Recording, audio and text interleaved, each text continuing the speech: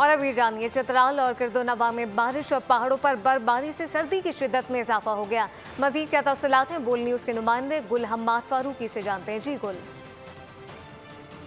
کی طرح چترال میں بھی طویل خشکسالی کے بعد گزشتہ رات پہلی بار برفباری ہوئی. یہ اس سال کا پہلا بارش اور پہلی برفباری ہے.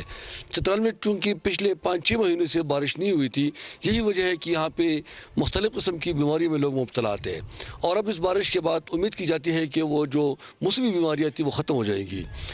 اس کے علاوہ یہاں پہ جو للمی زمینیں، بارانی زمین جہاں پہ نہری پانی نہیں جاتی، وہاں پہ اکثر زمیندار لوگ گندم بوتے ہیں، مگر بارش نہ ہونے کی وجہ سے وہ تلف ہونے والا تھا.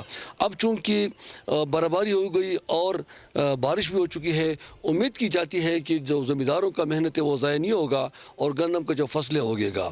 یہ برفباری جو ہے یہ پہاڑوں پہ جمع ہو کر ہمارے پاکستان کی دیگر علاقوں کو دریائے چترال کے ذریعے، جسے نیچے جا کر دریائے کابل کا نام دیا گئے ہیں، اصل میں یہ دریائے چترال ہے، اور اسی سے پھر یہ اسی دریا پہ جا کے آگے مختلف ڈیم بھی بنے ہوئے ہیں، اور مختلف علاقوں میں یہ پانی جا کے فصلوں کو مطلب زمینوں کو سیراب کرتی ہے.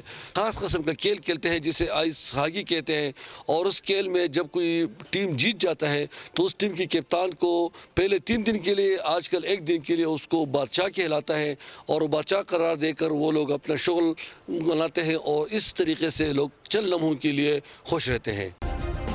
سبسکرائب کریں اور بیل دبائیں تاکہ کوئی خبر رہ نہ جائے.